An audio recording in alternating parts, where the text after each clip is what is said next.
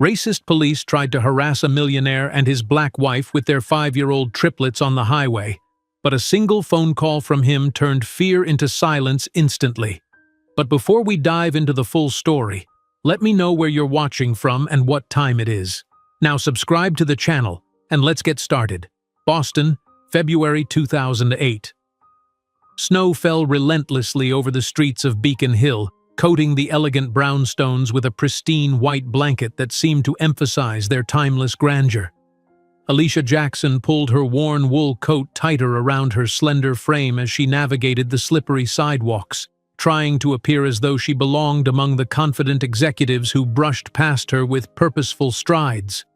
At 25, Alicia was acutely aware of how out of place she looked. Her sensible boots, purchased on clearance 3 winters ago, left damp footprints on the polished marble floor of the Thompson Holdings lobby. The receptionist glanced up, her perfectly arched eyebrow rising slightly as she assessed Alicia's appearance. "I have an appointment with Michael Thompson," Alicia said, her voice steadier than she felt. "Alicia Jackson." The receptionist's expression remained professionally neutral as she picked up the phone. "Mr. Thompson, your 3 o'clock is here." A brief pause. "Yes, sir. Right away." 15th floor. End of the hall, she instructed, handing Alicia a visitor's badge. "Mr. Thompson's assistant will meet you at the elevator." As the elevator ascended, Alicia's reflection in the polished doors revealed a young woman with intelligent eyes and a determined set to her jaw. Her hands, however, betrayed her nervousness as they fidgeted with the strap of her purse, the only accessory she owned that looked expensive, a splurge from her first paycheck as an administrative assistant. The elevator doors opened to reveal a corridor lined with portraits of Thompson men, 3 generations of them staring down with the same steel-blue eyes that had captivated Alicia the first time she'd met Michael at a charity fundraiser where she'd been working as a server. She remembered how he'd sought her out afterward, charmed by what he'd called her refreshing authenticity. Michael's assistant, a glacial blonde in a perfectly tailored suit, greeted Alicia with professional detachment. "Mr. Thompson will see you now," she said, leading her to an imposing mahogany door. The office beyond was everything Alicia had imagined during the 11 months of their clandestine relationship. Floor-to-ceiling windows offered a commanding view of Boston's skyline. The furniture was clearly antique, each piece worth more than her annual salary. The man standing behind the desk, however, was not the Michael she knew, the one who had whispered promises against her skin in the privacy of her tiny Roxbury apartment. This Michael Thompson, heir to billions and aspiring politician, wore an impeccably tailored Armani suit and the expression that made the February wind outside seem warm by comparison. At 32, he carried himself with the confidence of someone who had never heard the word no. "Alicia," he said, not moving to greet her, his voice as impersonal as if addressing one of his employees. "Please, have a seat." She sat in the leather chair across from his desk, the width of polished mahogany between them feeling like an unbridgeable chasm. Outside, snowflakes swirled against the darkening sky, the wind howling faintly against the windows. "Thank you for seeing me," Alicia began, her heart pounding so hard she was certain he could hear it. "I wouldn't have asked if it wasn't important." Michael adjusted his silk tie, his eyes coolly assessing her.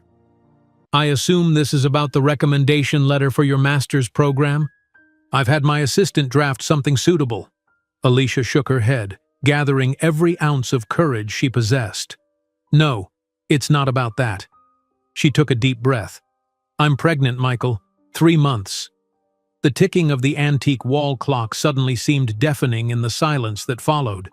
Michael's expression didn't change, but his fingers tightened almost imperceptibly on the edge of his desk. "I see," he finally said, his voice devoid of any emotion.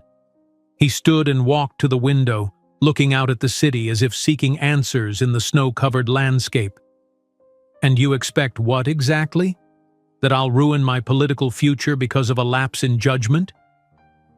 The coldness in his voice made Alicia shiver more than the winter chill. I'm not asking for anything beyond responsibility. It's your child, too. Michael turned, a disdainful smile playing on his lips. A black girl from Roxbury will never be suitable for Boston society. He stated it as if reciting an irrefutable fact. You would be a burden to my family and political career. Alicia felt as if she'd been slapped. Is that all I was to you? A burden? A mistake? Without answering, Michael returned to his desk and opened a drawer, pulling out his checkbook. This should resolve the issue. Use it however you see fit. Abortion, expenses, whatever. He scribbled an amount, tore out the check, and slid it across the glass desktop. But our relationship ends here. Alicia stared at the check as if it were poison. I don't want your money. Be reasonable, Alicia. His tone was that of someone explaining a simple concept to a child. We both know this was never going to last. I thought you loved me, she said quietly, hating the tremor in her voice. Michael laughed, the sound cutting through her like a blade. Love? He shook his head, turning again to look at Boston's skyline. You were a distraction, Alicia. Interesting, exotic even, but clearly not Thompson material. You were never enough. The casual cruelty of his words robbed her of breath. And if I refused to disappear? Michael's eyes hardened. No Thompson will ever acknowledge mixed-race offspring. Disappear from my life as if we never met. My lawyers will contact you if you decide to make any noise about this. Alicia stood, legs trembling but spine straight. How could I have been so blind? I thought you were different. Different from what? My family has maintained its position for generations by making practical decisions. He gestured to the portraits on the wall. I have responsibilities beyond momentary pleasures. She left without taking the check, her dignity the only thing she carried out of the Thompson Holdings building. The snow had intensified, but Alicia barely noticed as she made her way to the subway station, tears freezing on her cheeks. That night, in her cramped third-floor walk-up apartment in Roxbury, Alicia cried until no more tears would come. The space that had once felt cozy when Michael visited now seemed suffocating in its smallness. The peeling paint and second-hand furniture stood in stark contrast to the luxury she'd witnessed hours earlier. The next morning, her roommate Rachel was waiting in their tiny kitchen, concern etched on her face. How did it go with Mr. Perfect? Alicia's swollen eyes told the story before she could speak. He offered me a check to resolve the issue. Rachel's expression hardened. That bastard. What are you going to do? Keep the baby, raise it myself. Later that week, Rachel moved out, leaving a note explaining she couldn't afford to cover for someone who wouldn't be able to pay their share of rent. Alicia was left with double the rent and a growing sense of panic. 2 weeks later, her supervisor at the insurance company where she worked as an administrative assistant called her into his office. His discomfort was obvious as he slid a termination letter across the desk. Your condition doesn't align with the company image we're trying to project to clients. Discrimination was clear, but Alicia knew she lacked the resources to fight it. She cleared out her desk that afternoon, avoiding the pitying glances of co-workers who had once been friendly. By the end of her first trimester, Alicia had pieced together a survival plan. During the day, she cleaned tables at Quincy Market, ignoring the ache in her back and the occasional comments from tourists about irresponsibility. At night, she worked as a telemarketing operator, her perfectly modulated voice selling magazine subscriptions until midnight. It was during a routine checkup at the community health center, the only medical care she could afford, that Alicia received another shock. Triplets, announced the doctor, moving the ultrasound wand across Alicia's growing belly. You're carrying 3 babies. Alicia stared at the monitor in disbelief. 3? Yes, and they all appear healthy, but you'll need to consider bed rest in your 3rd trimester. I can't stop working, doctor, Alicia replied, mentally calculating how she would survive the next month. There's no one to support us. By her 6th month of pregnancy, with her belly now prominently displaying the triplets, Alicia received an eviction notice for late rent payments. The landlord's sympathy extended only to giving her an extra week to vacate. That night, sitting on a bench at Boston Common because she couldn't face her empty apartment, Alicia made a call to a women's shelter in Dorchester. The intake coordinator's voice was kind but clinical as she confirmed a bed would be available the following day. The shelter was clean but institutional, with thin walls that did little to muffle the sounds of other women's troubles. Alicia was assigned to a room with 2 other pregnant women, both teenagers with their own stories of abandonment. Sitting on the narrow single bed, her possessions reduced to what fit in one suitcase, Alicia placed both hands on her enormous belly. "You won't grow up like this," she promised. "One day, we'll be the ones looking down on the Thompsons of this world." Determination replaced despair as Alicia began spending every free moment at the public library. Technology, business, programming, she absorbed everything like a sponge, teaching herself coding basics on the library's computers. It was there she met Diane Wu, a retired librarian who noticed Alicia's dedication. After weeks of friendly conversations over returned books, Diane approached Alicia with an unexpected offer. "I have a spare room in my house in Somerville," she said. "It's small, but it would be better than the shelter for you and the babies." Alicia's pride warred with practicality. "I can't accept charity." "It's not charity," Diane insisted. "It's one woman helping another. My children are grown and gone. My house is too quiet." 2 days later, Alicia moved into Diane's modest Cape Cod home. For the first time in months, she slept through the night, feeling safe. When her contractions started in August, Diane drove her to Massachusetts General Hospital. In the delivery room, surrounded by medical staff prepared for a high-risk birth, Alicia fought through 20 hours of labor before her 3 perfect babies entered the world. Looking into their tiny faces, Marcus, Malik, and Maya, Alicia made a solemn vow. "You will never know what rejection feels like. And one day, we'll show the world he was wrong about us. About everything." As she cradled her newborns in the hospital room, Alicia couldn't imagine that 15 years later, she would be standing on the main stage of the world's largest technology conference, with Michael Thompson watching from the back rows.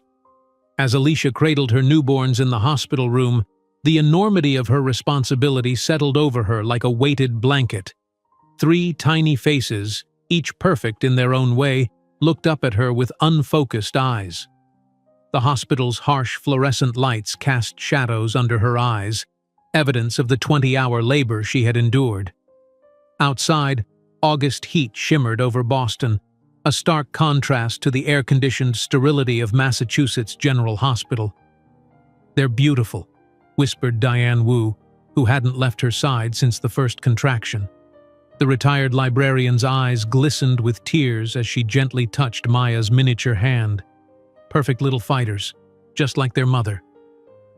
Alicia's throat tightened. "I have no idea how I'm going to do this," she admitted, her voice barely audible. "One day at a time," Diane said simply. "That's how everyone does it."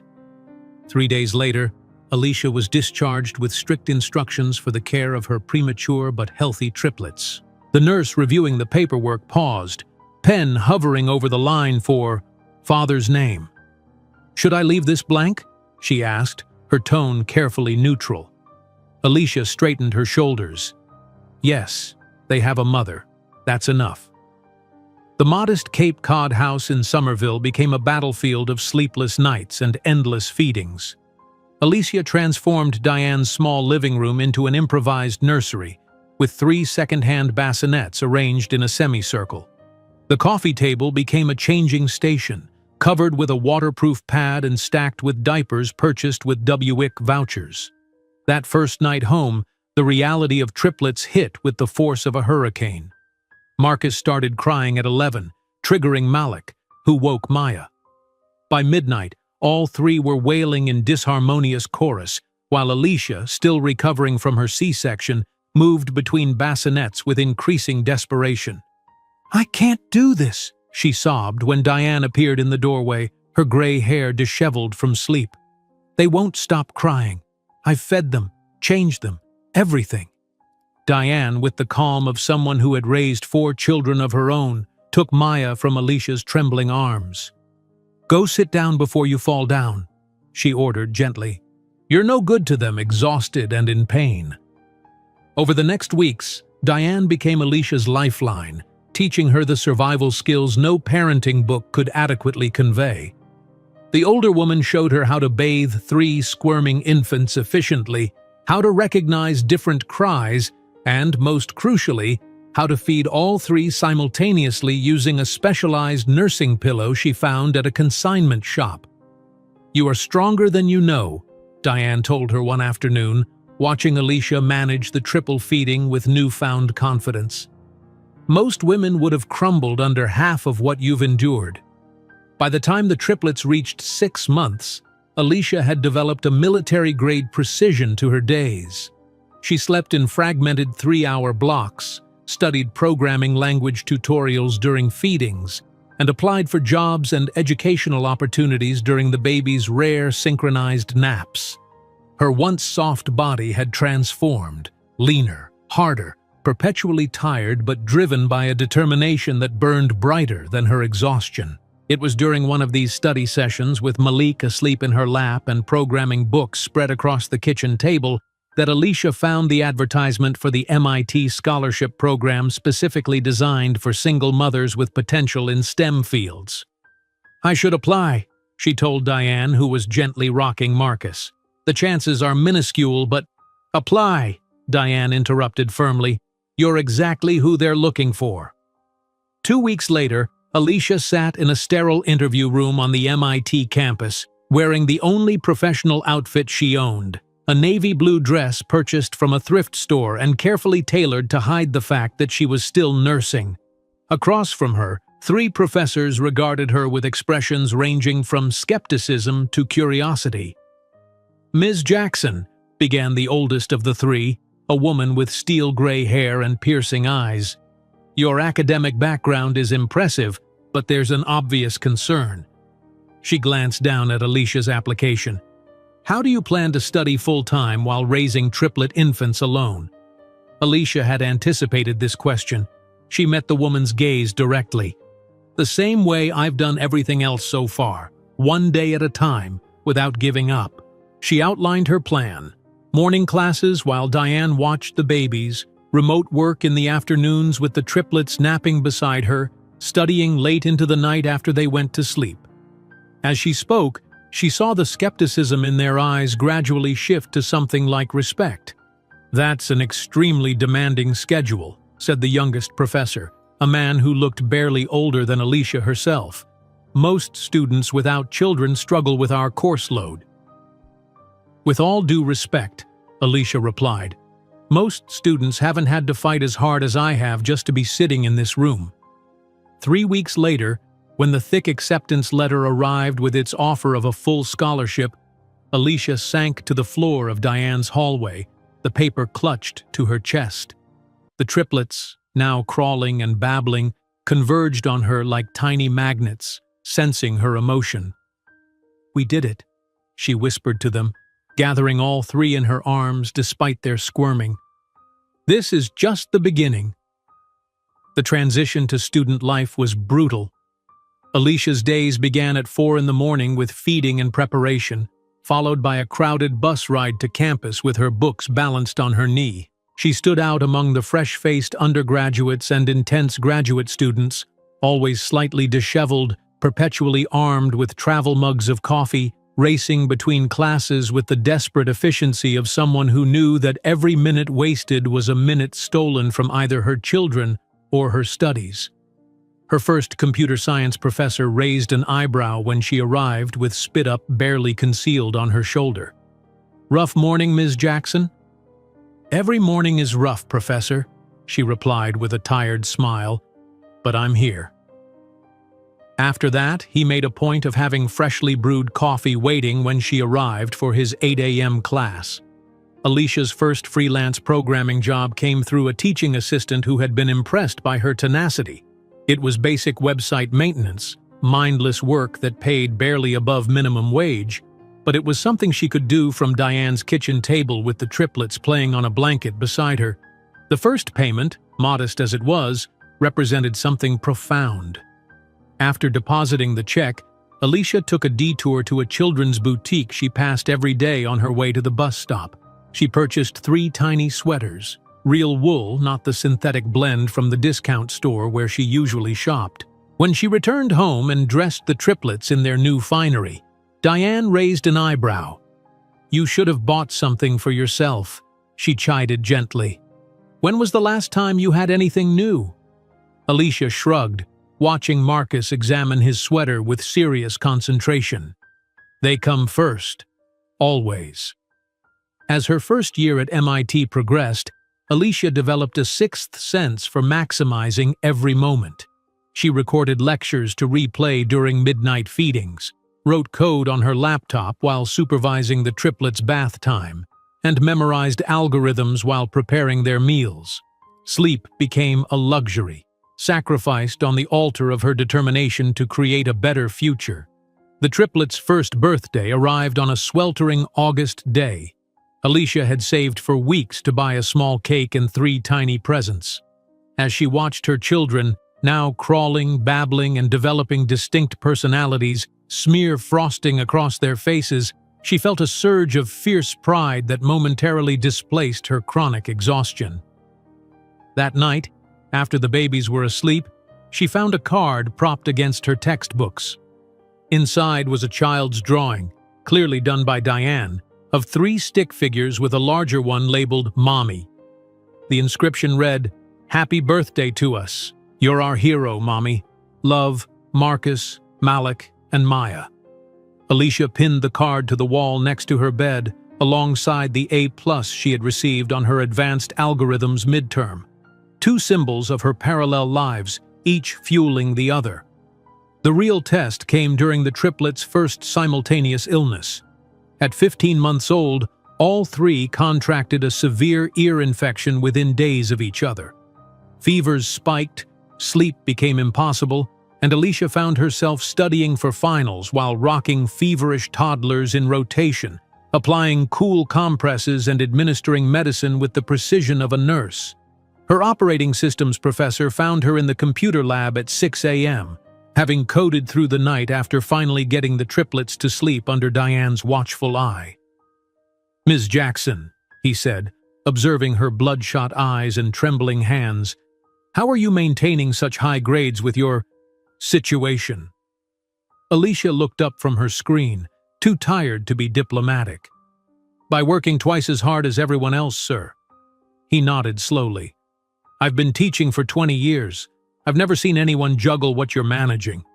After a pause, he added, "If you ever need an extension—" "I don't need special treatment," she interrupted. "Just equal opportunity." As the triplets approached their second birthday, their personalities emerged more distinctly. Marcus, the firstborn by 4 minutes, showed Alicia's analytical mind, systematically deconstructing his toys to understand their mechanisms. Malik, more physically adventurous, climbed everything in sight, and Maya, the youngest by 7 minutes, already showed signs of the verbal acuity that would later define her, babbling in complex speech patterns before her brothers. One evening, as Alicia sat cross-legged on the floor helping Marcus rebuild a toy he had taken apart, she noticed his profile in the soft lamplight. The determined set of his jaw, the slight furrow of concentration between his brows. The resemblance to Michael was unmistakable. She touched his cheek gently. "You look like him," she whispered, "but you'll be 1,000 times better." The toddler looked up at her with solemn eyes, uncomprehending but somehow sensing the weight of her words. He placed his small hand over hers and smiled, a gesture so pure it brought tears to her eyes. That night, after tucking all 3 into their cribs, now crowded into what had once been Diane's sewing room, Alicia stood watching them sleep. Despite the crushing fatigue, the financial struggles, and the constant juggling act her life had become, in that moment she felt a clarity of purpose that transcended exhaustion. "Everything for you," she whispered, echoing the promise she made daily. Everything. While watching her babies sleeping peacefully in the small borrowed apartment, Alicia couldn't predict that one day they would have a penthouse overlooking the Golden Gate Bridge, and that the empire she was beginning to build would surpass the Thompson fortune. August 2008. The delivery room at Massachusetts General Hospital bustled with a controlled urgency as Alicia Jackson's 20-hour labor finally reached its conclusion. Exhausted beyond comprehension, she pushed one final time as the third tiny cry joined the chorus of new life. "It's a girl," announced the doctor, lifting the smallest of the three newborns. "You have two beautiful sons and a daughter, Miss Jackson." Alicia's tears mingled with sweat as the nurses placed her children against her chest one by one. Their tiny bodies, warm and wrinkled, weighed barely 5 pounds each, yet to her they represented the entire world. "Marcus," she whispered to the firstborn, who had arrived squalling with indignation. "Malik," to the second, whose eyes had opened immediately, taking in the bright delivery room with apparent curiosity. And "Maya," to her daughter, the smallest but whose grip on Alicia's finger was surprisingly strong. Diane, who had remained steadfast through the entire labor, wiped tears from her eyes. "They're fighters, all three of them, just like you." In the quiet hours of that first night, as the hospital settled into its nocturnal rhythm, Alicia sat awake in her bed, unable to sleep despite her exhaustion. The triplets slept in their clear bassinets beside her, their tiny chests rising and falling in perfect synchronicity. "We're a team now," she whispered, reaching out to touch each perfect face. "It's us against the world." 5 days later, Alicia walked carefully into Diane's modest home, carrying Maya while the older woman followed with the two boys. The small living room had been transformed during Alicia's hospital stay. 3 second-hand bassinets stood in a semicircle near the window. A changing table fashioned from a repurposed dresser occupied one wall, and a rocking chair, a surprise gift from Diane, waited in the corner. "It's not much," Diane said, noticing Alicia's overwhelmed expression. "But it's a start." The first night at home proved to be a baptism by fire. At 11:30, Marcus began wailing, his tiny face contorted with discomfort. His cries triggered Malik, whose fussing escalated to screams within minutes. Maya, seemingly determined not to be outdone by her brothers, joined the cacophony with surprising volume for such a tiny being. By midnight, Alicia felt tears of frustration and fatigue streaming down her face as she tried rocking 2 babies while the third screamed in his bassinet. Her C-section incision throbbed with pain each time she moved. "I can't do this," she sobbed when Diane appeared in the doorway, her gray hair disheveled from sleep. "They won't stop crying. I've fed them, changed them, everything." Diane crossed the room with the confidence of experience, lifting Maya from Alicia's trembling arms. "Go sit down before you fall down," she ordered gently. "You're no good to them exhausted and in pain." With practiced efficiency, Diane showed Alicia how to swaddle the infants more tightly, explaining that the confinement mimicked the womb's security. One by one, the triplets settled, their crying reduced to occasional whimpers. "How do you know all this?" Alicia asked, collapsing into the rocking chair. "4 children of my own, 7 grandchildren," Diane replied simply. "And I've been volunteering at the Children's Hospital since retirement. Babies are basically the same. They want security, comfort, and love." In the weeks that followed, Diane became Alicia's lifeline, teaching her countless survival techniques. She demonstrated how to bathe 3 squirming infants without flooding the bathroom, how to recognize different cries signaling hunger versus discomfort, and, most crucially, how to feed all 3 simultaneously using a specialized nursing pillow she found at a consignment shop. "The trick is positioning," Diane explained, helping Alicia arrange the triplets in a formation that allowed her to nurse 2 while the third waited nearby. "And acceptance that perfection is impossible with 3 babies." One afternoon, As Alicia successfully managed the triple feeding for the first time without assistance, Diane watched from the doorway with quiet pride. "You are stronger than you know," she said. "Most women would have crumbled under half of what you've endured." Alicia looked up, dark circles prominent under her eyes but determination evident in her posture. "I don't have the luxury of crumbling." As the triplets approached 6 months, Alicia had developed a system of mathematical precision to manage her days. She slept in carefully calculated 3-hour blocks, studied programming tutorials during feedings, and applied for jobs and educational opportunities during the baby's rare synchronized naps.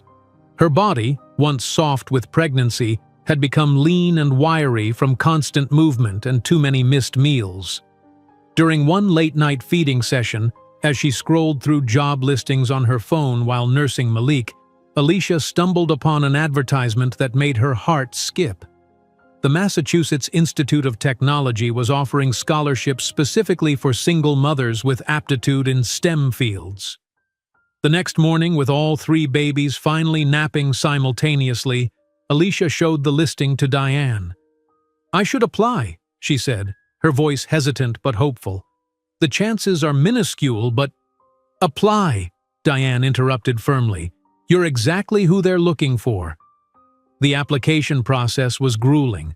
Alicia spent precious sleep hours drafting her personal statement, detailing her journey from administrative assistant to single mother of triplets with ambitions in computer science. She gathered transcripts from her community college courses, letters of recommendation from former professors, and completed sample coding challenges while the babies slept. 2 weeks after submission, she received an email requesting an in-person interview. The prospect was simultaneously thrilling and terrifying, an opportunity she couldn't afford to miss, yet logistically challenging with 3 infants dependent on her. "I'll watch them," Diane offered immediately. "You focus on convincing those academics that they'd be fools not to accept you." On the day of the interview, Alicia wore her only professional outfit, a navy blue dress purchased from a thrift store and carefully altered to disguise the fact that she was still nursing. She arrived at MIT's imposing campus feeling like an imposter among the confident students striding purposefully between buildings. In a sterile interview room, 3 professors regarded her with expressions ranging from skepticism to curiosity. The oldest, a woman with steel-gray hair cut in a severe bob, began the questioning. "Ms. Jackson," she said, glancing down at Alicia's application, "your academic background shows promise, but there's an obvious concern." She looked up, meeting Alicia's gaze directly. "How do you plan to study full-time while raising triplet infants alone?" Alicia had anticipated this question. She sat straighter, her exhaustion momentarily forgotten.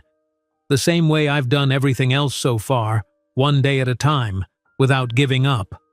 She outlined her plan. Morning classes while Diane watched the babies. Remote work in the afternoons with the triplets napping beside her, studying late into the night after they went to sleep. As she spoke, she noticed the skepticism in the woman's eyes gradually shift to something resembling respect. "That's an extremely demanding schedule," said the youngest professor, a man who looked barely older than Alicia herself. "Most students without children struggle with our course load." "With all due respect," Alicia replied, meeting his gaze steadily, "most students haven't had to fight as hard as I have just to be sitting in this room." The interview concluded with non-committal thanks, leaving Alicia uncertain of her chances. For the next 3 weeks, she checked her email obsessively while continuing her relentless schedule of childcare, freelance work, and self-education. When the thick envelope arrived bearing MIT's seal, Alicia's hands trembled so badly she could barely open it. She sank to the floor of Diane's hallway as she read the first line. "We are pleased to offer you admission with a full scholarship." The triplets, now crawling and babbling, converged on her like tiny magnets, sensing her emotion. Marcus pulled himself up using her shoulder, Malik attempted to eat the acceptance letter, and Maya patted Alicia's tear-streaked face with curious fingers. "We did it," she whispered, gathering all 3 in her arms despite their squirming. This is just the beginning. The transition to student life was even more brutal than Alicia had anticipated. Her days began at 4 in the morning with feeding and preparation, followed by a crowded bus ride to campus with textbooks balanced on her knee.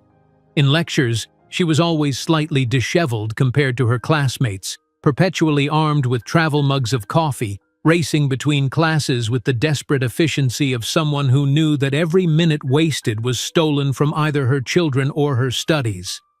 Her first computer science professor raised an eyebrow when she arrived with spit-up barely concealed on her shoulder. "Rough morning, Ms. Jackson?" "Every morning is rough, Professor," she replied with a tired smile. "But I'm here." After that, he made a point of having freshly brewed coffee waiting when she arrived for his 8 a.m. class.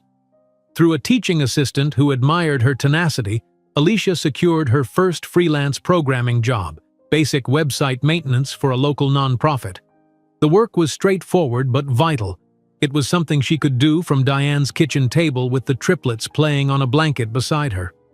When the first payment arrived, modest as it was, Alicia felt a surge of pride unlike anything she'd experienced before.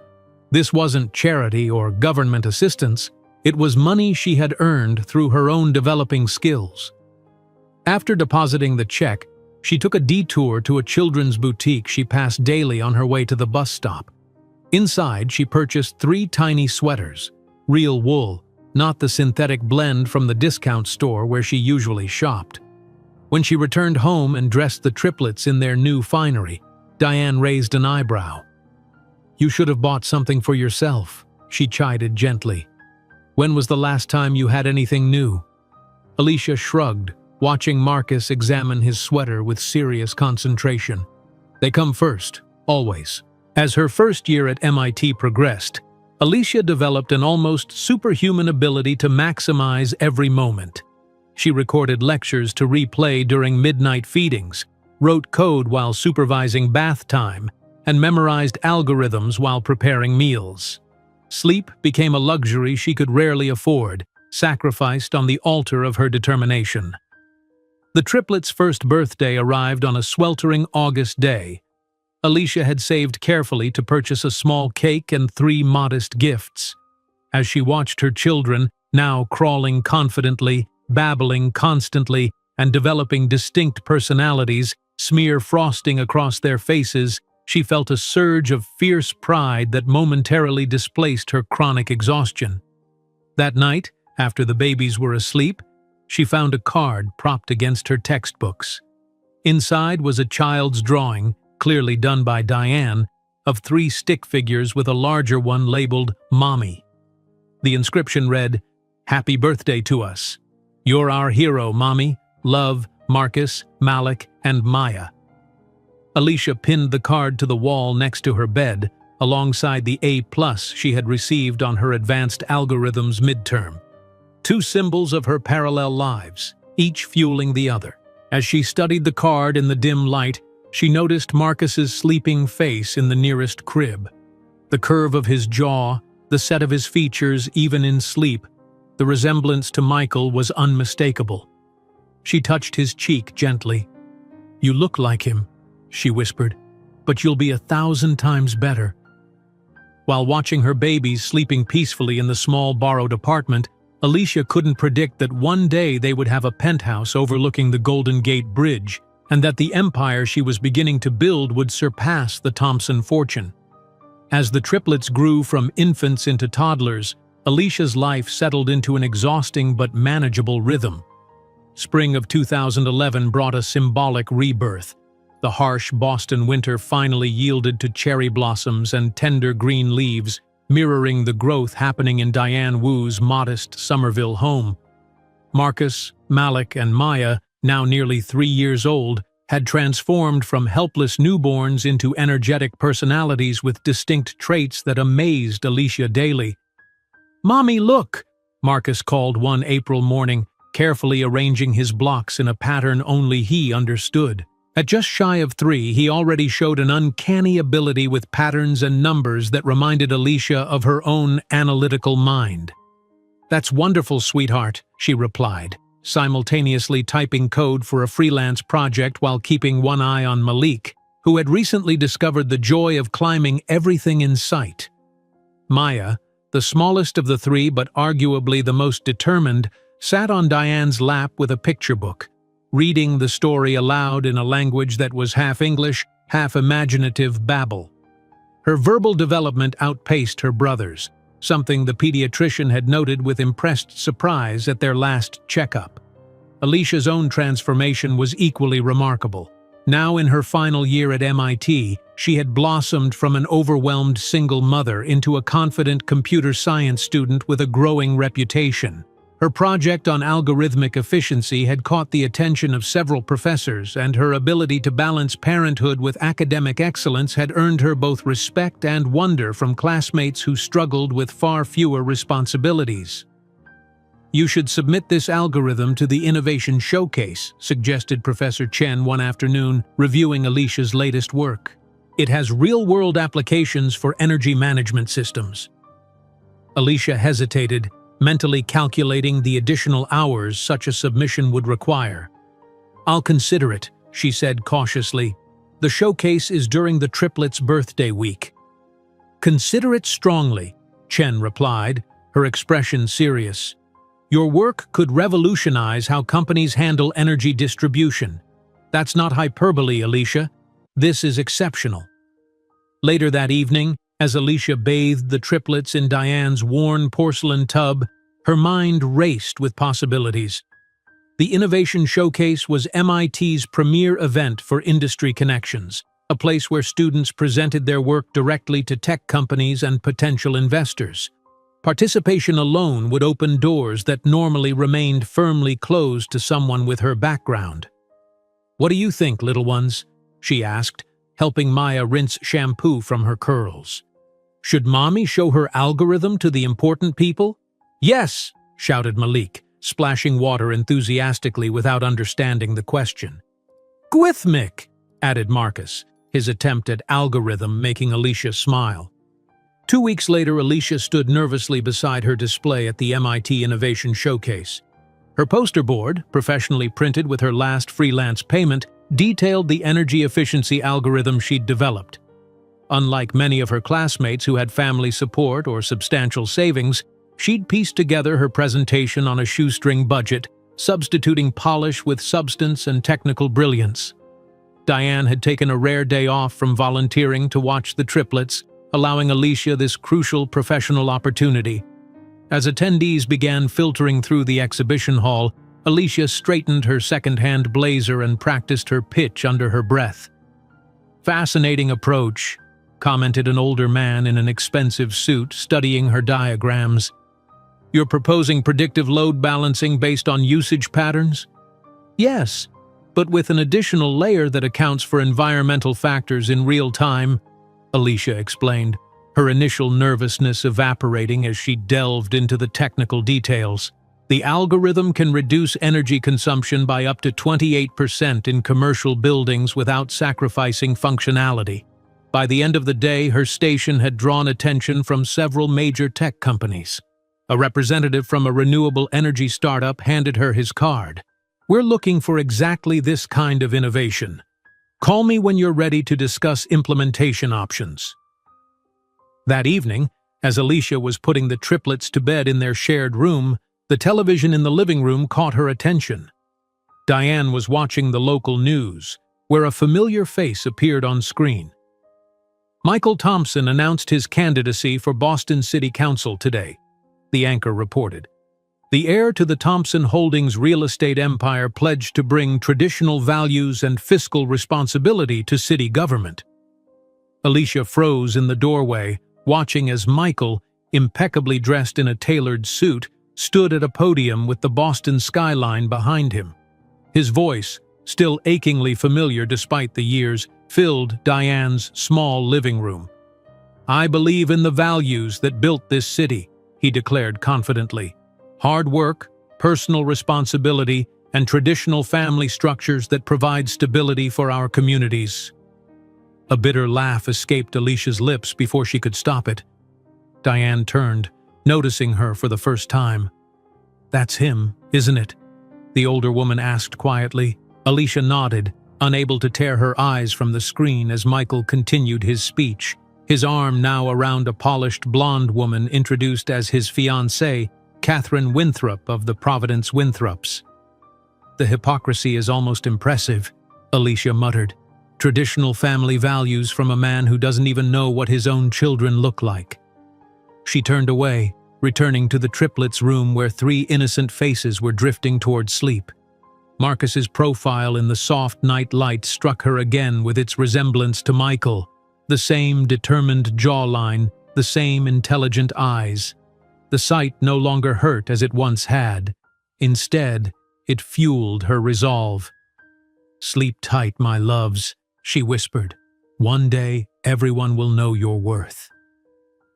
In the weeks following the innovation showcase, Alicia's algorithm generated unprecedented interest.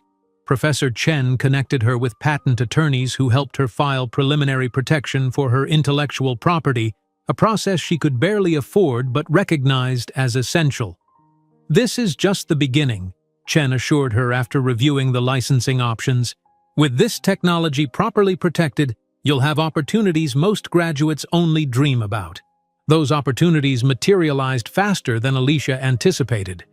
3 different companies expressed interest in her algorithm, but it was a small green energy startup in San Francisco that made the most compelling offer.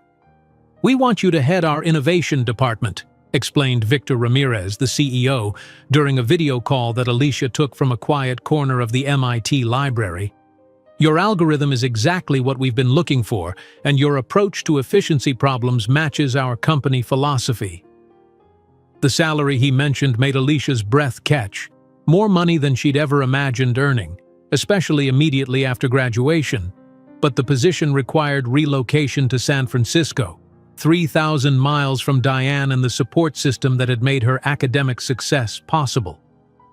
That evening, she sat at Diane's kitchen table after the triplets were asleep, the offer letter spread before them alongside a cup of tea that had long gone cold. "I don't know if I can leave you," Alicia admitted, her voice tight with emotion. "After everything you've done for us." "Stop right there," Diane interrupted, placing her weathered hand over Alicia's. "You need to go. This is the opportunity you've worked for. But how will I manage alone? 3 children in a new city with no support network?" Diane smiled, though her eyes glistened with unshed tears. "You're not the same frightened girl who showed up at the library 3 years ago. You're Alicia Jackson, MIT graduate and brilliant engineer, the woman who can feed triplets while debugging code." Later that night, as Alicia checked on the sleeping triplets, Maya stirred and looked up at her with drowsy eyes. "Mommy?" she murmured. "Are we going on an airplane?" Alicia blinked in surprise. She hadn't discussed the potential move with the children yet. "Maybe, sweetheart. Why do you ask?" "I heard you talking to Grandma Diane," Maya yawned. "Will we see our daddy in San Francisco?" The innocent question pierced Alicia's heart. Though she had never lied to the triplets about their father, she had kept explanations age-appropriate, saying only that he lived in Boston and couldn't be part of their family. Sitting on the edge of Maya's bed, Alicia stroked her daughter's curls. "No, honey. He lives here in Boston. He chose not to be part of our lives." "Oh," Maya said simply, already drifting back to sleep. "That's okay. We have you." The following week, Alicia accepted the San Francisco position. The decision, once made, set off a whirlwind of activity: graduation preparations, apartment hunting from across the country, and the emotional labor of preparing 3 toddlers for a major life transition. On her graduation day, Alicia stood in her cap and gown, the triplets dressed in matching outfits sitting with Diane in the audience. As she accepted her diploma, the announcer noted her status as class valedictorian, an achievement that had seemed impossible when she first arrived with 3 infants and exhausted determination. That same evening, as local news covered the MIT graduation, Michael Thompson appeared in a different segment, officially filing papers for his city council candidacy. The juxtaposition wasn't lost on Alicia, who caught the broadcast while packing boxes in Diane's living room. Traditional values, he repeated in his press statement, standing beside his now wife, Catherine. Boston deserves leadership that understands the importance of family. The morning of their departure arrived with a mixture of excitement and heartbreak. 6 suitcases stood by the door, containing everything Alicia deemed essential for their fresh start. The triplets, now understanding enough to grasp that they were leaving, clung to Diane with unusual solemnity. "You'll always have a grandmother here," Diane promised, hugging each child tightly. "And I'll visit you in California. We'll go see the big bridge and eat sourdough bread." The goodbye at Boston Logan Airport was brief but emotional. Diane held all 3 children at once in a final embrace, whispering encouragements to each. When she turned to Alicia, words failed them both. They simply held each other, acknowledging without speaking that their lives had been forever changed by their chance meeting at the library 3 years earlier. "Thank you," Alicia finally managed, her voice thick, "for everything." "Go change the world," Diane replied, wiping away tears, "and send pictures every day." As their plane taxied down the runway, Alicia gazed out the window at the Boston skyline receding in the distance. Beside her, the triplets were already engrossed in the novelty of air travel. Maya chatting with the flight attendant, Malik pressing his face against the window, and Marcus solemnly studying the safety card with intense concentration. The plane lifted into the clear June sky, banking west toward their new life. Below, Boston grew smaller until it was just a distant cluster of buildings on the edge of the Atlantic, a city that had witnessed both her greatest heartbreak and her most transformative growth. "Our new life begins now," Alicia whispered, more to herself than to her children. As the plane landed in San Francisco, Alicia didn't imagine that in less than a decade, she wouldn't just be an employee of that startup, but the CEO of her own billion-dollar company, about to encounter the man who had once deemed her insufficient. San Francisco welcomed the Jackson family with a blanket of fog and the promise of new beginnings. As they emerged from the airport terminal, Alicia inhaled deeply, tasting salt in the air, so different from Boston's familiar scents. Maya clutched her hand while the boys gazed wide-eyed at the palm trees lining the roadway, exotic specimens they'd previously only seen in picture books. "Are we home now?" Marcus asked, his serious eyes taking in every detail of their surroundings. "Not quite yet," Alicia answered, juggling carry-on bags while guiding them toward the taxi stand. "We need to take a car to our new apartment." Their temporary housing, a small 2-bedroom apartment provided by Green Spark Energy for Alicia's first month, was located in the Mission District. It was sparse but functional, with furniture that had clearly seen better days and walls that needed a fresh coat of paint. Still, compared to their corner of Diane's home, it felt expansive. "Everyone gets a real bed," Alicia announced as they explored the space. The boys would share one bedroom while Maya would sleep on a trundle bed in Alicia's room, an arrangement that delighted her daughter, who had always craved extra moments of maternal attention. Alicia's position at GreenSpark began with promise. Her algorithm for energy efficiency was implemented across their client base, resulting in savings that exceeded projections. Victor Ramirez, the CEO who had recruited her, paraded her through the office like a prized acquisition. "This is the mind behind the efficiency protocol," he would tell visitors, his hand proprietarily on Alicia's shoulder. "MIT's finest, and she chose us." The triplets adjusted to their new life with the resilience of youth. Enrolled in a nearby public preschool, they quickly became favorites among teachers for their unusual combination of intelligence and good manners, qualities Alicia had instilled through bedtime reading sessions and gentle corrections. Each afternoon, the children accompanied Alicia to her office. Green Spark, with its startup culture, had no formal childcare policy but tolerated the arrangement as long as disruptions were minimal. Alicia transformed a corner of her workspace into a miniature classroom, with a small table, 3 tiny chairs, and educational materials that kept the triplets occupied while she worked. "Mommy, I finished my numbers," Marcus would announce quietly. showing her completed worksheets while his siblings colored or built with blocks. "That's excellent work," Alicia would respond, taking 30 seconds to review his progress before returning to her code. For nearly a year, this precarious balance functioned. Alicia's innovations brought GreenSpark increasing recognition in the renewable energy sector, while the triplets thrived in their dual environments of school and office. Yet, as the months passed, Alicia began noticing limitations in how the company implemented her work. "We need to optimize the algorithm for larger grid systems," she explained during one executive meeting, spreading diagrams across the conference table. "The current application only captures about 60% of potential savings." Victor smiled indulgently. "Our investors are happy with 60%, Alicia. Implementing these changes would delay our next product release." "But the technology could do so much more," she persisted. "Sometimes good enough is good enough," he replied, effectively ending the discussion. Similar scenes repeated over subsequent months. Alicia would identify improvements or new applications, only to have them sidelined for quicker profits or easier implementation.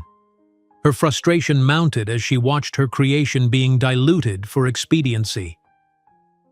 On a foggy Tuesday, 13 months after joining GreenSpark, Alicia sat in her cubicle reviewing quarterly reports when she noticed a pattern that made her sit up straight. The company was systematically implementing her technology in ways that prioritized quick returns over lasting efficiency, the algorithmic equivalent of harvesting fruit by cutting down the entire tree. That evening, after tucking the triplets into bed in their small apartment, Alicia opened her laptop and began typing. By morning, she had drafted a business plan for what would eventually become Skyline Innovations, a company built around the proper implementation of her algorithm and its potential expansions. 2 weeks later, she requested a meeting with Victor. "I've decided to pursue my own venture," she informed him, maintaining eye contact despite her racing heart. "I believe I can do more with my technology independently." Victor's expression cycled through surprise, amusement, and finally condescension. "Alicia, be reasonable.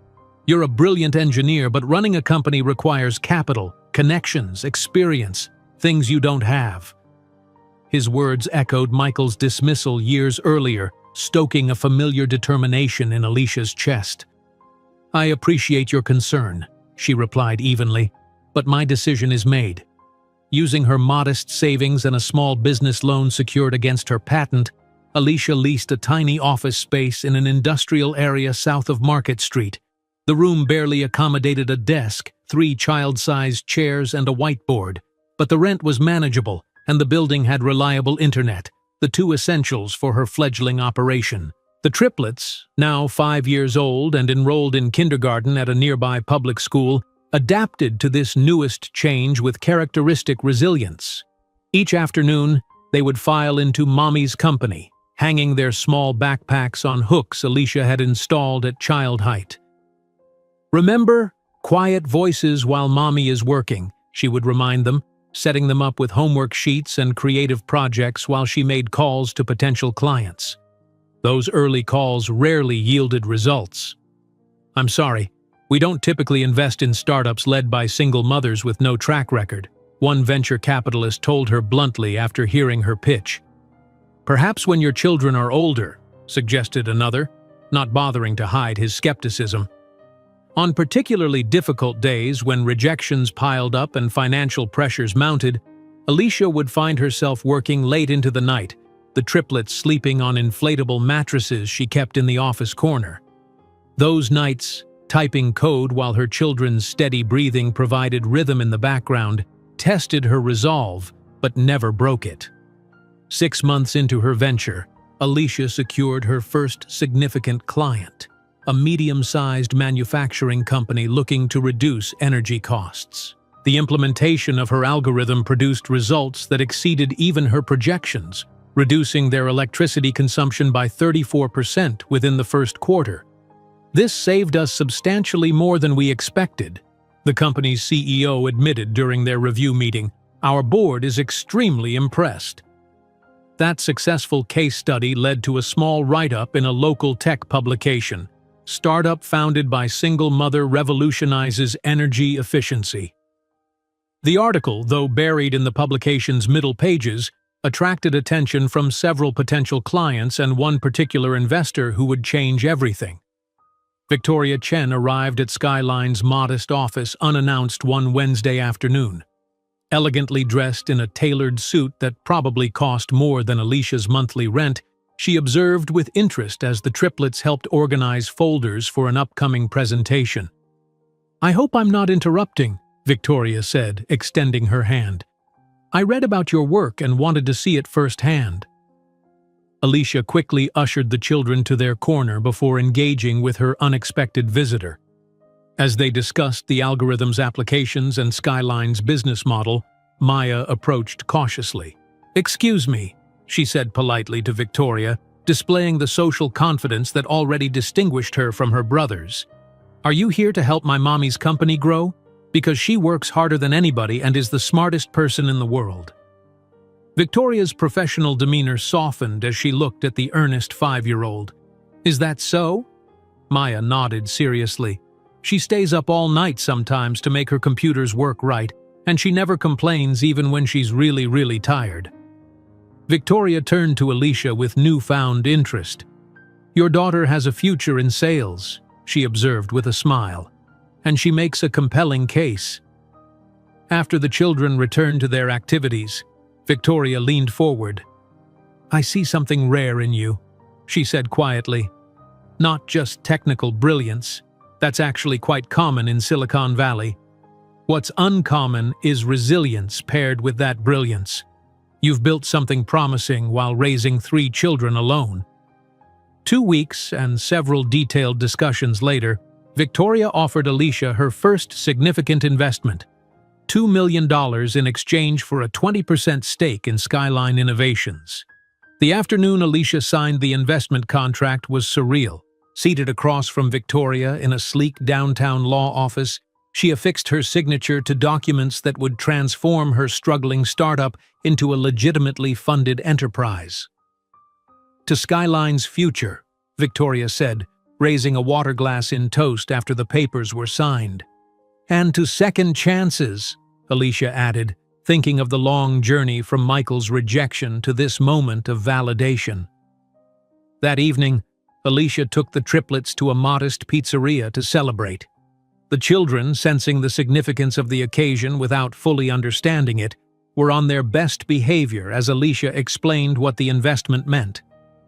"Mommy got some money to help our company grow," she simplified, "which means we can move to a bigger office, hire people to help us, and maybe even find a nicer apartment."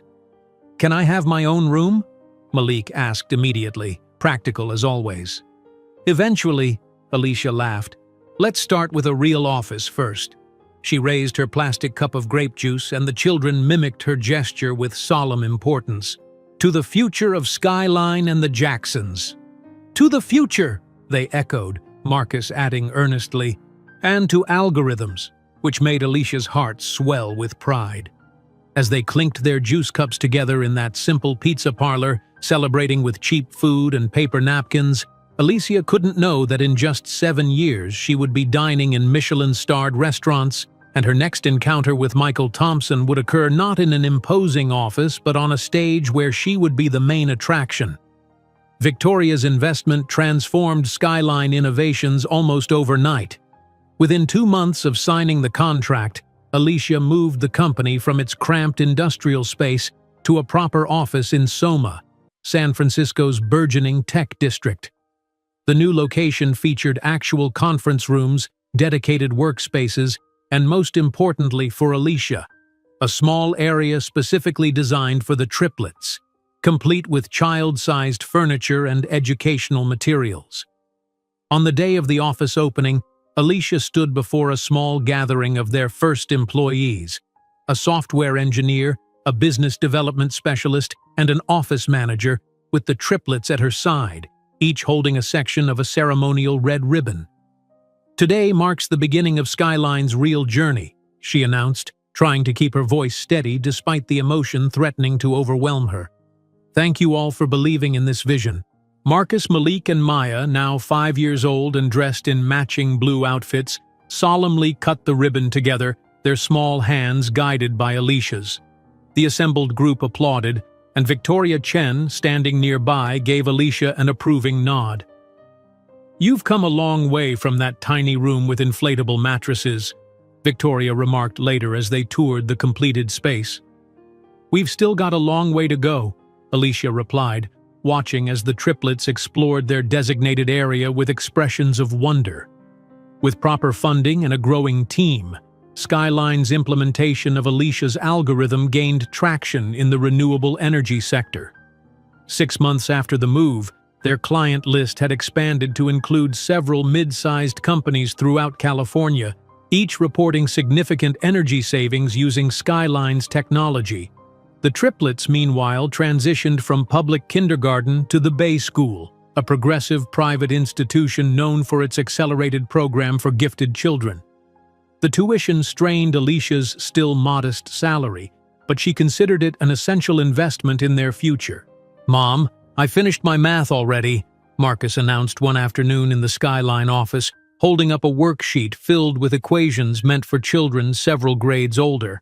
At just 6, his mathematical intuition was already extraordinary. "That's wonderful, sweetheart," Alicia responded, momentarily looking up from the code she was debugging. "Why don't you help Maya with her fractions while I finish this?" Malik, meanwhile, was dismantling a small electronic toy in the corner, methodically examining each component with the focus of a seasoned engineer. Even at this young age, the children displayed distinct talents that both amazed and occasionally worried Alicia. They were developing so quickly that she sometimes feared they might outpace her ability to nurture their gifts properly. The most significant breakthrough for Skyline came in early 2018, when the California Energy Commission selected the company to implement its efficiency algorithm across a portion of the state's power grid.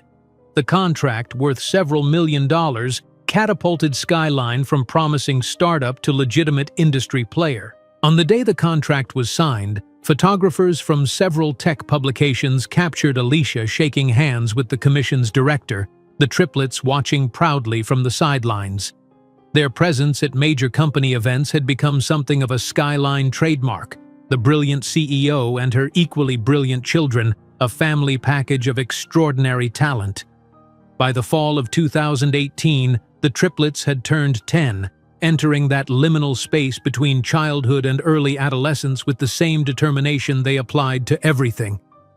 Their new school offered specialized tracks that allowed each child to develop their unique strengths. Marcus excelled in mathematics and theoretical physics, Malik dominated robotics and engineering competitions, and Maya emerged as a formidable presence in debate and public speaking. For the first time since their birth, Alicia found herself able to attend school functions without the constant pressure of work emergencies. Skyline had grown to over 30 employees, with specialized teams handling day-to-day operations, allowing her to focus on strategic direction and advanced development. At Maya's debate championship, Alicia sat in the audience with genuine presence, her phone silenced in her bag rather than clutched in her hand awaiting crisis calls. She watched with swelling pride as her daughter articulately dismantled her opponent's argument about environmental regulation, displaying poise that belied her 10 years. "Where did you learn to speak like that?" Alicia asked afterward, embracing Maya as she clutched her first-place trophy. "From watching you with investors," Maya replied simply.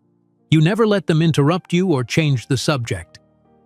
The triplets' 11th birthday brought another milestone, a professional photo shoot for Fortune magazine, which had selected Alicia for its prestigious 40 Under 40 list.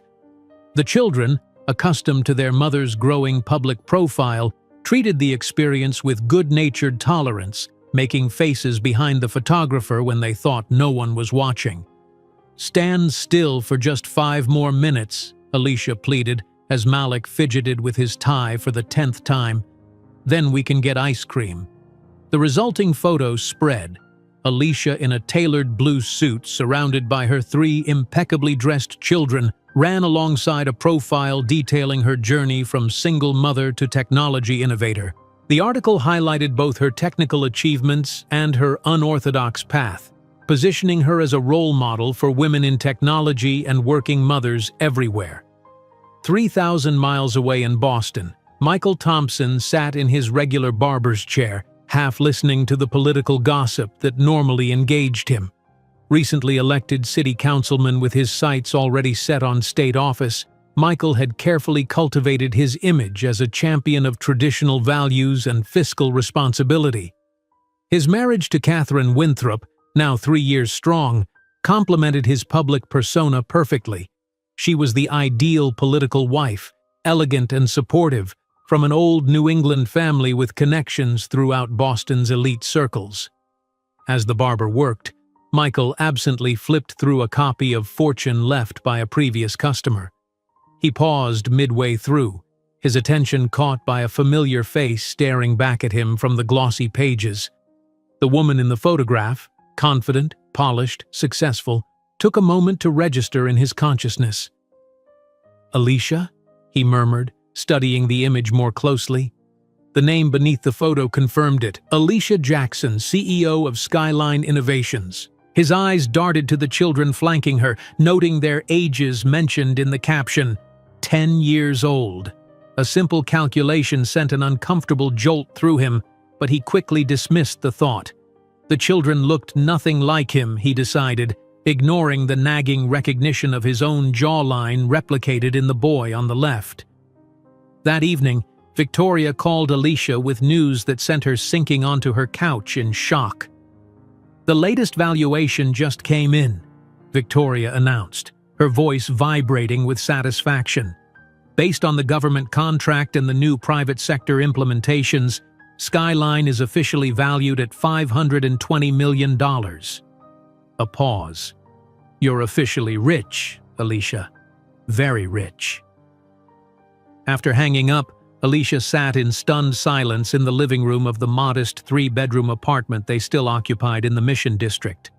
Despite Skyline's growth, she had remained conservative with personal expenses, saving and investing rather than indulging in luxury. But now, with her equity stake valued in the hundreds of millions, the financial insecurity that had shadowed her entire adult life suddenly evaporated.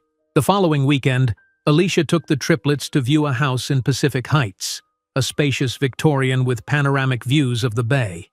The real estate agent, clearly skeptical of the casually dressed single mother and 3 children, became markedly more attentive when Alicia made an all-cash offer on the spot. 2 weeks later, they moved into their new home. As the triplets explored the space, running from room to room with exclamations of delight, Alicia showed them the feature she'd been most excited about. "Everyone gets their own bedroom," she announced, leading them upstairs. "Maya, yours has the window seat you wanted. Marcus, yours has the built-in bookshelves. And Malik, yours has that extra space for your engineering projects." The children's reactions, a mixture of disbelief and joy, brought tears to Alicia's eyes. After years of shared spaces, first in Diane's home and then in their apartment, this symbol of security and permanence felt like the culmination of a long journey. That evening, as they sat around their new dining table eating pizza, a tradition Alicia maintained despite their changed circumstances, Maya asked the question that had been increasingly on her mind. "Mom," she began, unusually hesitant, "now that we're rich, can we try to find our dad?" The question hung in the air as Marcus and Malik stopped eating, their attention fixed on their mother. Alicia set down her slice, choosing her words carefully. "Your father knows where we are," she said finally. "He's always known. The choice not to be part of your lives was his, not mine." "But maybe he's changed," Maya persisted. "Maybe he would want to know us now." Malik, ever practical, interjected, "We don't need him. We have you, and you're worth 2 parents." Alicia reached across the table, squeezing Maya's hand. "If someday you want to reach out to him, I won't stop you. But I need you to understand that his absence wasn't because of anything lacking in you. It was his limitation, not yours." Later that year, Alicia attended her first major tech industry gala as an honored guest rather than a server or junior employee. Wearing a designer dress, her first, she entered the ballroom of San Francisco's Palace Hotel with a confidence that would have been unimaginable to her younger self. The triplets, accompanying her in their first formal attire, navigated the sophisticated event with surprising ease. Marcus engaged a prominent physicist in discussion about quantum computing. Malik charmed the head of engineering at Tesla with his ideas for battery efficiency, and Maya conversed fluently with a state senator about educational policy. "Your children are remarkable," commented an investor who had once rejected Alicia's early pitch, "almost as impressive as their mother." As winter approached, Diane Wu flew out from Boston for her first visit to their new home. Standing in the spacious entryway, the elderly woman took in the soaring ceilings, elegant furnishings, and spectacular views with quiet amazement. "I always knew you'd succeed," she told Alicia as they toured the children's rooms. "But this exceeds even my highest hopes for you." That night, after the triplets had showered Diane with stories and achievements before reluctantly going to bed, the two women sat on the terrace overlooking the Golden Gate Bridge, wrapped in blankets against the December chill. "Do you ever think about him?" Diane asked quietly. "About Michael?" Alicia considered the question, watching the bridge lights shimmer against the night sky. "Less and less," she admitted. "Though sometimes I see him in the children, in Marcus's profile or the way Malik concentrates." She paused. "But that's all he is now, an echo in their features, not a presence in their lives. And you're at peace with that?" "I am," Alicia replied, realizing as she spoke that it was true. The hurt and rage that had once fueled her had transformed into something calmer but no less powerful, a certainty in her own worth that no one, not even Michael Thompson, could diminish. As she showed Diane the spacious bedrooms of the triplets, Alicia didn't imagine that in less than 4 years, her path would cross again with Michael Thompson's, no longer as the rejected young woman, but as an equal whose success would overshadow his.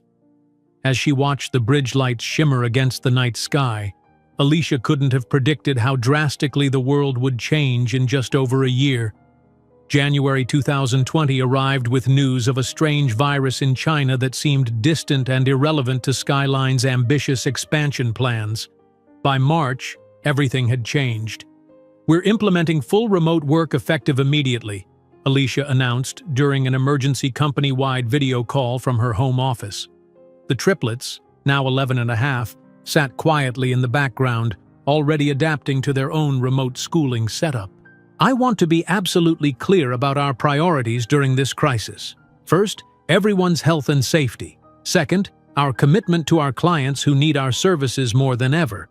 And third," she paused, making eye contact through the screen, "job security. No one at Skyline will be laid off due to this pandemic.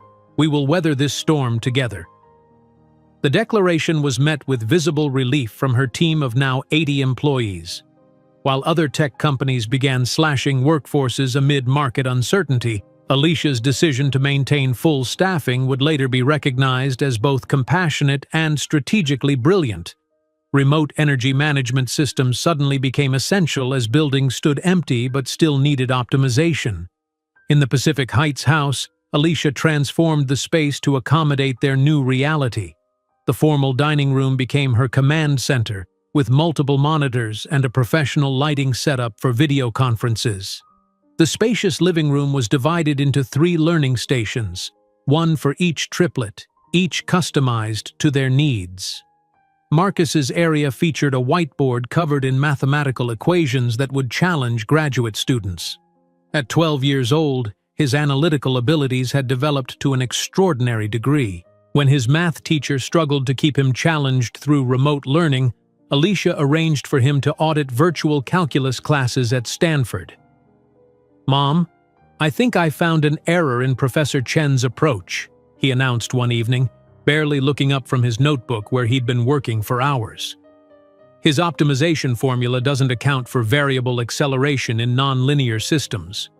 Alicia leaned over his shoulder, examining his work. "You're right," she said after a moment, pride welling in her chest. Why don't you email him your solution? Respectfully, of course.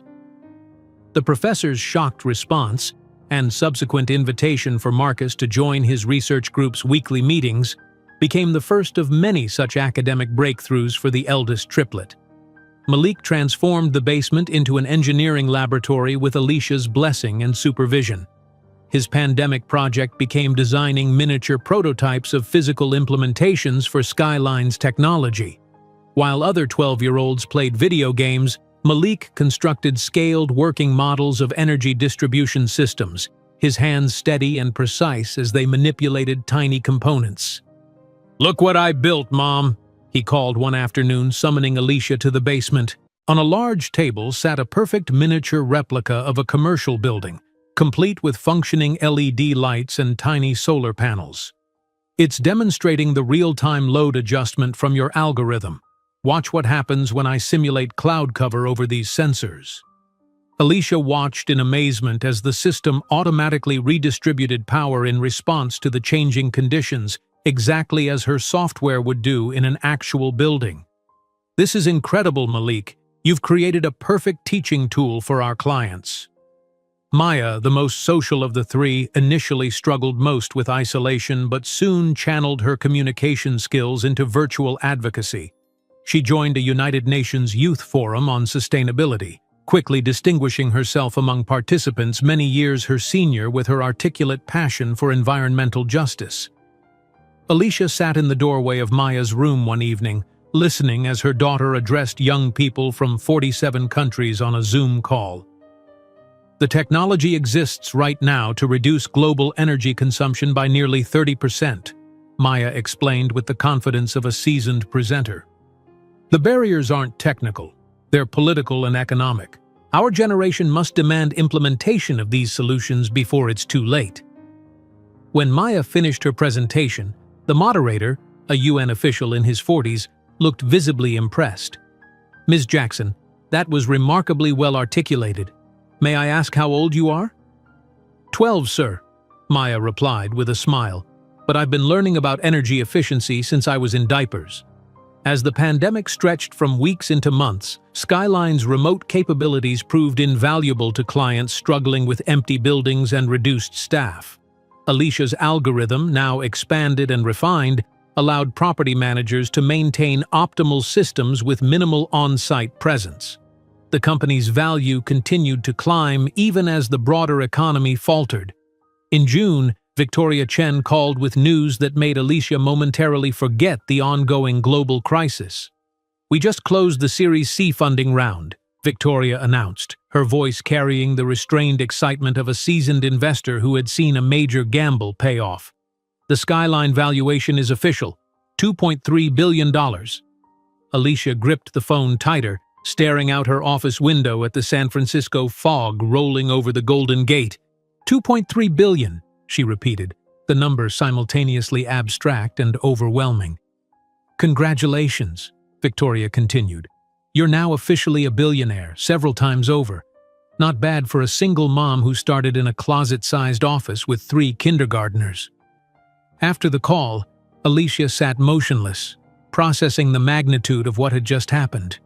When she'd left Boston with the triplets 7 years earlier, she had hoped merely for stability, a decent job, enough money for a comfortable apartment, perhaps savings for the children's education.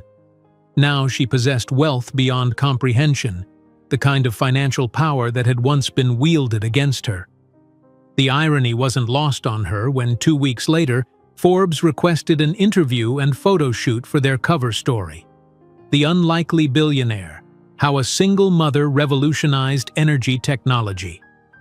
The photographer, maintaining strict COVID protocols, captured Alicia and the triplets on their terrace, the city skyline providing a dramatic backdrop. The resulting image, Alicia standing confidently in a simple but elegant black dress, flanked by her 3 poised children, would become iconic in tech circles. 2,000 miles away in Boston, Massachusetts State Senator Michael Thompson sat in a socially distanced legislative session, half listening to budget discussions while scrolling through news on his tablet. His political rise had progressed according to plan, from city council to state senate in just over 3 years, with polling already underway for a potential congressional run. Catherine, his wife of 5 years, had proven the perfect political partner, hosting fundraisers and managing his public image with practiced precision.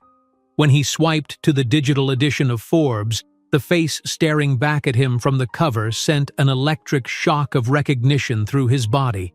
Alicia Jackson, older, more polished, radiating confidence, looked directly into the camera with the self-assurance of someone who had nothing to prove. The headline burned into his consciousness: "The Unlikely Billionaire." Michael's fingers trembled slightly as he tapped the article, scanning the content with increasing discomfort. The story detailed Alicia's journey from MIT to Silicon Valley, her creation of Skyline Innovations, and the algorithm that had revolutionized energy management.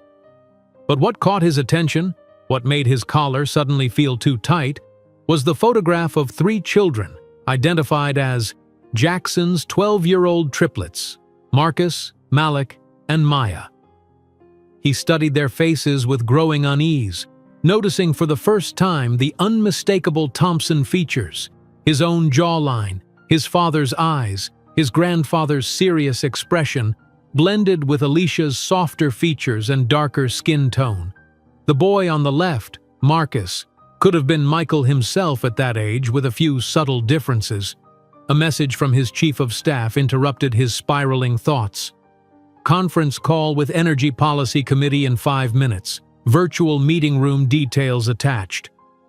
Michael closed the Forbes article, but Alicia's image, and those of the 3 children who were almost certainly his, remained branded in his mind throughout the call. His distraction must have been noticeable, as his chief of staff messaged him privately, "Everything okay, Senator? You seem off today." "Fine," he typed back, "just processing some unexpected news." When the committee coordinator announced, "We've invited Alicia Jackson of Skyline Innovations to join today's discussion on renewable energy integration," Michael felt his heart skip a beat. He quickly studied the attendee list and saw her name among the invited experts. "I need to reschedule," he messaged his chief of staff abruptly. "Unavoidable conflict just came up." "Senator, this is the 3rd rescheduling of this committee. Your attendance is expected." "Handle it," Michael replied, closing his laptop with uncharacteristic abruptness. The thought of facing Alicia, even in a virtual meeting with dozens of others present, sent a wave of panic through him that he hadn't experienced since his first political debate. That evening, in his Beacon Hill brownstone, Michael found himself researching Skyline Innovations with obsessive attention, reading every article and watching every interview featuring Alicia. In each video, he searched the background for glimpses of the children, his children, trying to reconcile their existence with the life he had built. Catherine found him at his desk well past midnight, still scrolling through news stories. "Michael, it's almost 2 in the morning. What are you working on that's so urgent?" He closed the browser quickly. "Just preparing for the Energy Committee meeting." 3,000 miles away in San Francisco, Alicia sat with the triplets in their living room for one of their increasingly philosophical family discussions. As they had grown older, these conversations had evolved from simple explanations to complex ethical debates that challenged even Alicia's thinking. "I've been researching our father," Marcus announced without preamble, his directness reminiscent of Alicia's own approach to difficult subjects. "Michael Thompson, currently state senator for Massachusetts, previously Boston City Councilman, graduated Harvard Law, heir to Thompson Holdings." Alicia felt her breath catch. They had never hidden their father's identity from the children, but neither had they discussed him in such specific terms. "You've been researching him?" Maya nodded. "We were curious after our genetics unit in biology. Marcus wanted to understand heritability patterns." Malik, practical as always, added, "He doesn't seem like someone who would have contributed much value to our lives. His voting record on environmental issues is particularly disappointing." Alicia couldn't help but smile at their clinical assessment. "Are you interested in contacting him?" The triplets exchanged glances, seeming to communicate silently as they often did. It was Marcus who answered, "Based on available data, he doesn't appear to be someone worth our time investment. But," Maya added, more gentle than her brothers, "if we did ever meet him, would that be okay with you, Mom? We wouldn't want to hurt you." Alicia moved to sit between them on the couch, putting an arm around Maya while reaching for the boy's hands. "You have the right to know your origins. I would never stand in the way of that." As she comforted her curious children about their absent father, Alicia didn't imagine that in less than a year, they would all be face to face with Michael Thompson at one of San Francisco's most important events, where decades of secrets would be exposed before America's elite. January 16, 2023 dawned crisp and clear in San Francisco, sunlight streaming through the floor-to-ceiling windows of Alicia's Pacific Heights penthouse. She stood at the kitchen island, reviewing her presentation notes for the upcoming Technology Innovation Conference while sipping her morning coffee from a hand-painted mug, a gift from Maya on Mother's Day years ago. Despite its chip on the rim and the amateur artwork, it remained her favorite among the expensive porcelain that filled her cabinets. The triplets, now 15 and in the midst of their sophomore year at Stanford Academy, moved through their morning routines with practiced efficiency. Marcus appeared first, his tall frame already rivaling Alicia's height, the set of his jaw unmistakably reminiscent of Michael Thompson. "Mom, can I take your car to pick up Maya from debate practice?" he asked, adjusting his Stanford Academy blazer. The team meeting ran late, and she just texted that they're finishing up. Alicia glanced at her watch, a Patek Philippe that had been a gift to herself when Skyline's valuation crossed $3 billion. "The Tesla keys are on the entry table," she replied. "Remember, we have the event at the Fairmont at 7. I want all three of you impeccable. Tailored suits, polished shoes, hair properly styled," Marcus recited with a half-smile. "The Jackson Family Public Appearance Checklist, version 4.0. Alicia smiled, recognizing her own meticulousness reflected in her eldest son. "Don't forget Malik. He's probably lost in that robotics project in the basement." As Marcus left, Alicia's assistant's voice came through the apartment's integrated communication system. "Ms. Jackson, the Vogue team confirmed the September issue interview, and the Wall Street Journal wants to move up the feature on Skyline's Asian market expansion. They're requesting next Tuesday instead of the following week." "Schedule the Journal for Tuesday afternoon," Alicia responded, scrolling through the final slides of her presentation. "And tell Vogue we'll need approval on the final copy before publication." She closed her laptop, taking a moment to absorb the stillness of the morning and the view of the bay stretching before her. 15 years ago, she'd been living in a shelter, pregnant and abandoned.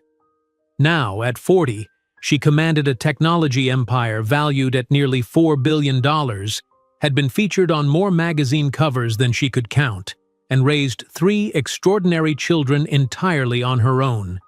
Her personal assistant, David, arrived precisely at 9, carrying a portfolio containing the final details for the evening's event.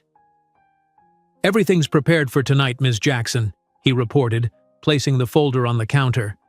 "You'll receive the Innovator of the Year award after the main dinner. We've confirmed your table with the CEOs of Google, Apple, and Tesla, plus the Governor of California." "Perfect," Alicia nodded, opening the folder to review the evening's schedule. She paused at the speakers list, her finger hovering over a name that sent an unexpected jolt through her system. Senator Michael Thompson, R. Massachusetts. Panel discussion, technology policy and regulation. "Michael is attending?" she asked, her voice carefully neutral. David, who had been with her long enough to know the broad strokes of her past, nodded. "His office confirmed last week. He's been added to the policy panel due to his work on the Senate Technology Committee." Alicia closed the folder, her expression betraying nothing of the sudden turbulence beneath her composed exterior. "Thank you, David. Please make sure the children's security detail is doubled tonight." Throughout the day, as Alicia prepared for the conference, the knowledge of Michael's attendance lingered at the edges of her consciousness. They had never crossed paths since that winter day in his Boston office 15 years ago. She had seen him, of course, on television, in newspapers, his political rise tracked through media she couldn't avoid.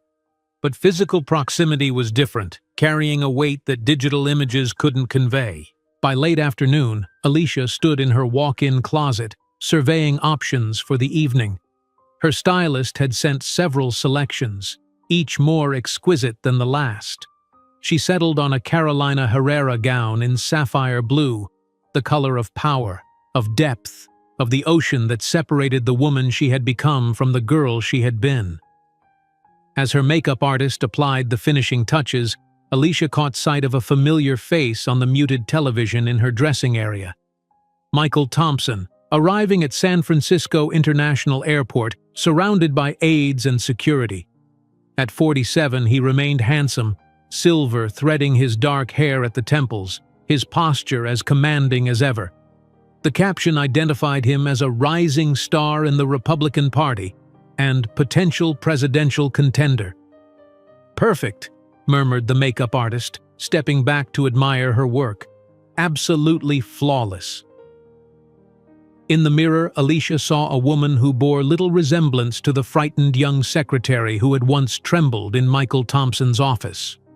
Her eyes held confidence born of struggle and triumph. Her posture spoke of a woman accustomed to commanding rooms filled with powerful people. At 6:30, the triplets gathered in the penthouse foyer, each dressed with the careful elegance Alicia had instilled in them.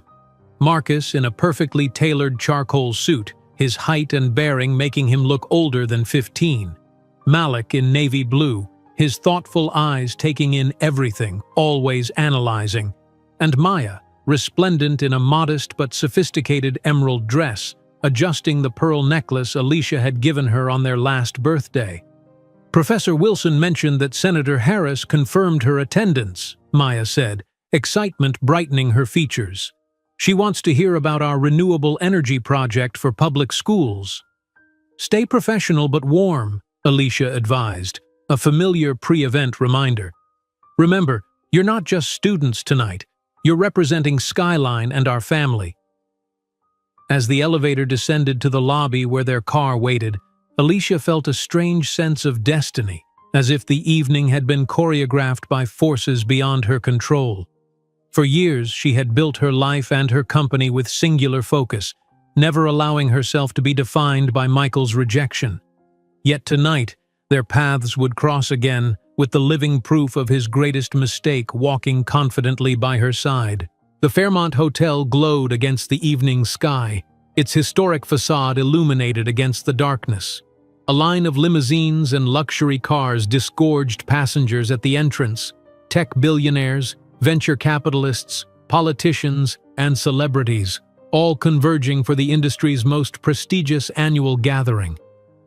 As Alicia's car pulled up, photographers recognized her immediately, cameras flashing to capture the CEO and her rarely photographed children. The triplets handled the attention with practiced ease, neither seeking the spotlight nor shying from it, a balance Alicia had carefully taught them over years of increasing public visibility.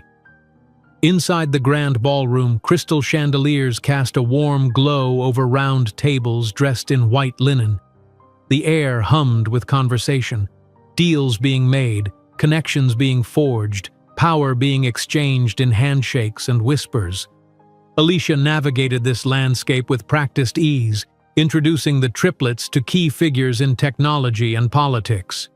"Alicia, the woman of the hour," called out Elena Martinez, CEO of a leading AI firm, embracing her warmly. "And these must be the famous Jackson triplets.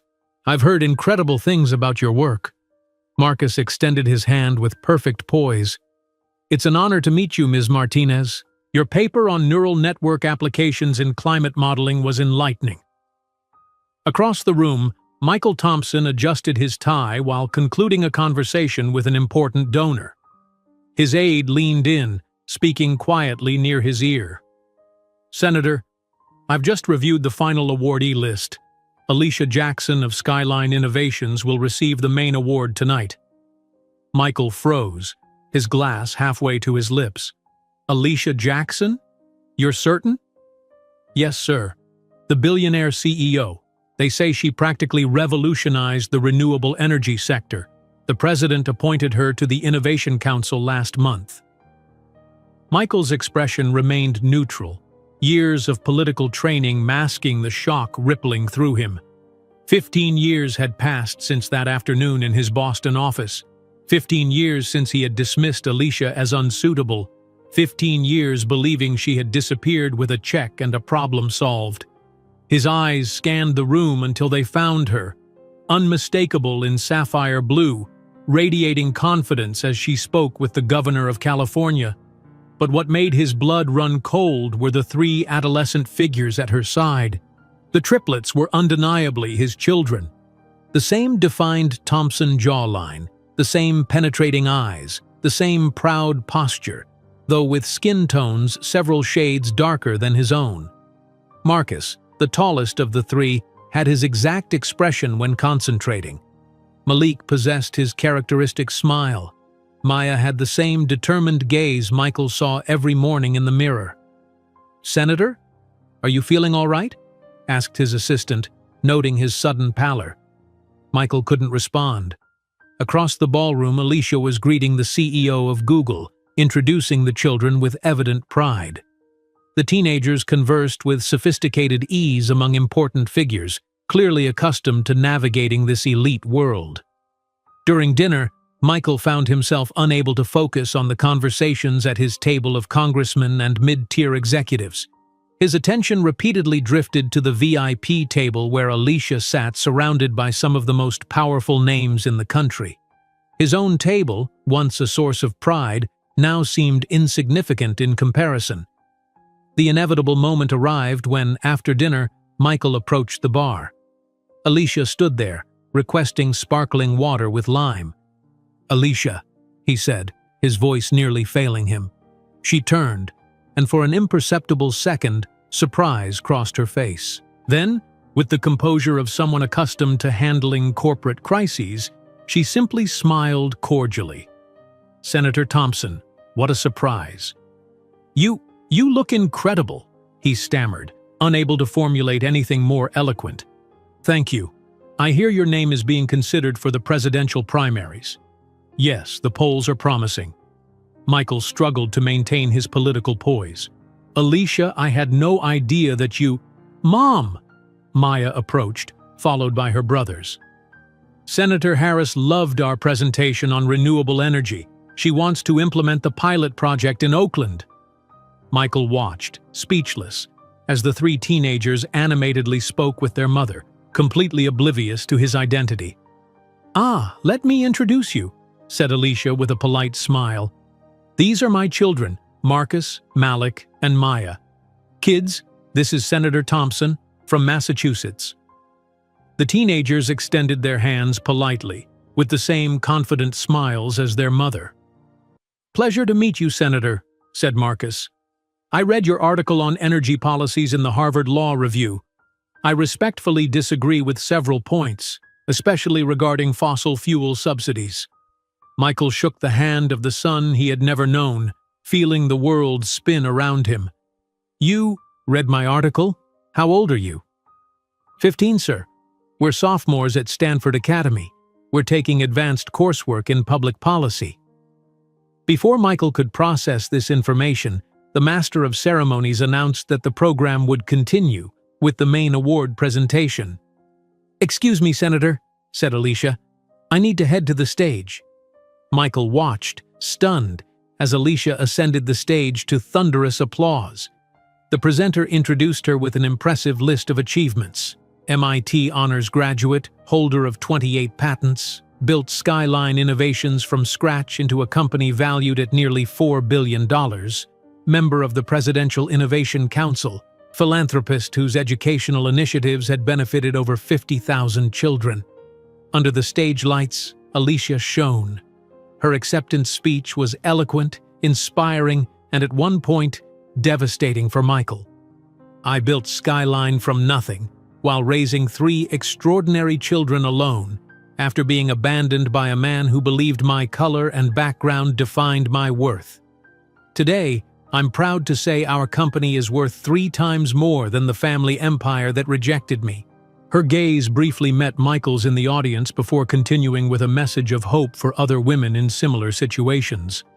The audience gave her a standing ovation, while Michael remained motionless, feeling curious glances turn in his direction.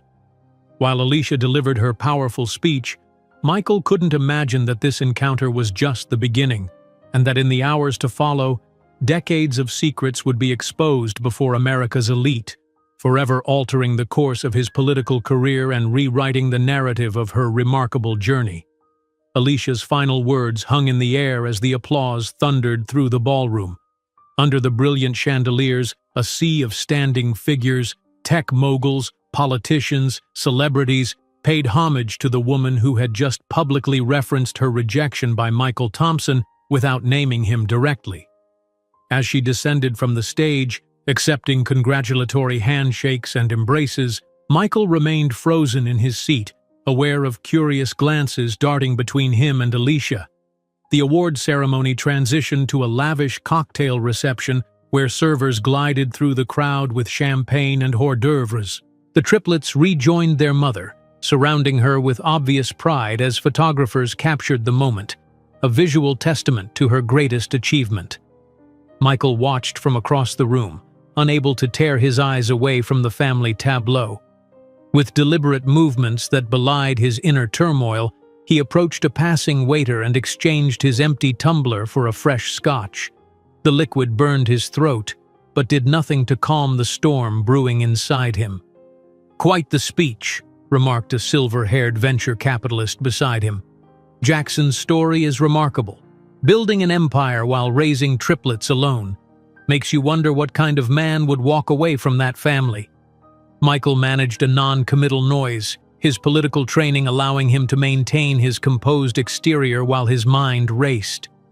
15 years of carefully constructed narrative, devoted family man, champion of traditional values, now threatened to unravel in a single evening. Across the room, Alicia introduced Marcus to the Secretary of Energy, her hand resting proudly on her son's shoulder. The boy, no, young man, spoke with a confidence and articulation that made several nearby executives nod appreciatively. Malik engaged a group of engineers in what appeared to be a detailed technical discussion, while Maya charmed the governor of California with her poise. "Senator Thompson," called out a journalist from the Washington Post, approaching with notepad in hand. "I noticed an interesting moment during Ms. Jackson's speech. You seemed quite affected when she mentioned being abandoned. Do you have history with the Innovator of the Year?" Michael straightened his tie, buying precious seconds. "I'm acquainted with Ms. Jackson from her early career in Boston," he offered vaguely. "Her success is certainly impressive." The journalist persisted. "Some attendees noted a resemblance between you and her children, particularly the eldest boy. Any comment on that observation?" "I'm afraid I need to join my panel colleagues," Michael deflected, gesturing toward a group of politicians across the room. "If you'll excuse me." He retreated strategically, heart pounding beneath his perfectly tailored suit. The scenario playing out was his worst nightmare, one he had successfully avoided for 15 years through willful ignorance and strategic absence. For the next hour, Michael maintained a careful distance from Alicia and the triplets, engaging in political small talk while continuously monitoring their location in his peripheral vision. When the crowd thinned slightly as guests began claiming seats for the upcoming panel discussions, he found himself alone at the bar, ordering mineral water to clear his head. "Another sparkling water with lime, please," came a familiar voice beside him. Michael turned to find Alicia standing there, poised and collected in her sapphire gown. Up close, the transformation from the young woman he had dismissed was even more striking. Her skin glowed with health and confidence, fine jewelry adorned her wrists and ears, and her eyes held none of the desperate hope he remembered. "Alicia," he managed, turning to face her fully. "Your speech was impressive," he offered lamely, aware of how inadequate the words sounded. "Thank you," she replied, accepting her water from the bartender with a gracious smile. 15 years of material to draw from. The subtle jab wasn't lost on him. You've done extraordinarily well for yourself. For myself and for our children, she corrected quietly, taking a sip of her water. The simple pronoun, our, hit Michael with physical force. "Why didn't you ever tell me?" he asked, his voice dropping to ensure privacy despite the surrounding noise. "They're my children. I had a right to know." Alicia regarded him with devastating calm. "Right? You renounced any right when you told me that no Thompson would ever acknowledge mixed-race offspring." "Your exact words, Michael, I never forgot. I was young, stupid, pressured by my family. I made a terrible mistake." "A mistake that lasted 15 years? She arched an elegant eyebrow. "Interesting that it only became a mistake when you discovered I'm CEO of a billion-dollar company and that your children attend Stanford." "It's not like that," Michael insisted, his political facade cracking slightly. "I want to know them, Alicia. I want to be part of their lives.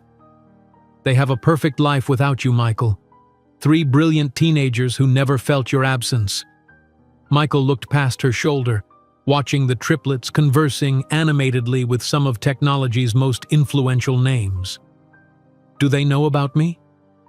"They know their biological father chose not to be part of their lives. I never lied to them. I can offer so much, Alicia. Financial support, opening doors." She interrupted with a genuine laugh of amusement. "Financial support? Michael, my children have trust funds larger than your net worth. And as for opening doors," she gestured to the room around them. "Look around. The doors that matter are already open to them." Their intense conversation had not gone unnoticed. A small group of reporters, sensing a story, began drifting in their direction. The Washington Post journalist from earlier led the pack, her expression alert with professional hunger. "Ms. Jackson, could you tell us about your history with Senator Thompson?" she asked, notepad ready. "Have you known each other for a long time?" Michael paled visibly, but Alicia smiled with perfect composure. "The senator and I knew each other in Boston many years ago. Actually, he's the biological father of my children, although he chose not to participate in raising them." A shocked silence fell over the small group, followed by a frenzy of note-taking and camera flashes. Michael stood rigid, feeling the ground shift beneath his feet as 15 years of carefully maintained separation collapsed in a single sentence. "Senator, do you have any comment?" asked another reporter, thrusting a recorder toward him. Before Michael could formulate a response, the triplets approached, drawn by the sudden commotion around their mother. "What's happening, Mom?" Maya asked, her intelligent eyes taking in the scene with quick assessment. Alicia looked at her children, then at Michael, and made a decision. "Marcus, Malik, Maya, this is Michael Thompson, your biological father." The teenagers regarded the man before them with expressions ranging from surprise to analytical interest. There was no visible anger or resentment, only a calm evaluation that was disconcertingly mature for their 15 years. "Why did you never want to meet us?" Malik asked directly, with the same objective precision he applied to his engineering projects. Michael felt every camera and gaze upon him. "I made a terrible mistake. The worst mistake of my life." "Was it because of our race?" Maya's voice cut through the tension, clear and direct. "Because we're half black?" The question, so simple and devastating, echoed in the silence that followed. Michael felt his political career crumbling with each second of hesitation. "I was a different person back then," he finally answered. "I let family expectations and political ambitions cloud my judgment." Marcus, the most pragmatic of the three, merely nodded. "I understand. Choices have consequences, as Mom always says." "I can try to make it up to you," Michael offered desperately. "I can be part of your lives now, get to know you, support you." It was then that Marcus smiled, a smile so eerily similar to Michael's that it was like looking into a time-distorted mirror. "Actually, Senator, I don't think we need support. Last week, we established a scholarship fund for youth from single-parent families, the Thompson-Jackson Fund. It has an initial endowment of 50 million. Thompson Jackson? Michael repeated, confusion evident in his voice. We thought it fair to acknowledge our complete heritage, explained Maya, even the parts that chose not to acknowledge us. The surrounding reporters scribbled frantically, capturing every word of the exchange. What had begun as a chance encounter was rapidly transforming into tomorrow's headline, the kind that could derail political careers and rewrite public narratives. $50 million, Michael echoed, struggling to process both the amount and the implication. You named it after both of us? Genetic heritage is relevant regardless of emotional connection, Malik explained with scientific detachment. We recognize the biological contribution even in absence of the social one. A flash of cameras captured Michael's expression, a mixture of awe and dismay that would appear on news websites within the hour. The triplets, having delivered their stunning revelation, turned to their mother with perfect synchronicity. The panel on renewable energy policy begins in 10 minutes, Marcus reminded her.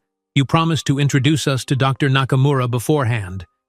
Alicia nodded, placing a hand on Maya's shoulder. You're right, we should go. She turned to Michael, her expression professionally neutral. Senator, I'm sure we'll cross paths again before the evening ends. As they walked away, Michael remained rooted in place, surrounded by journalists whose questions now came rapid fire. Senator, did you know about the triplets before tonight? How does this revelation affect your family values platform? Will you be acknowledging the children publicly? What does your wife think of this development? The political training of 2 decades allowed Michael to mumble something about a private family matter and need time to process before his aide swooped in, creating a buffer between him and the press.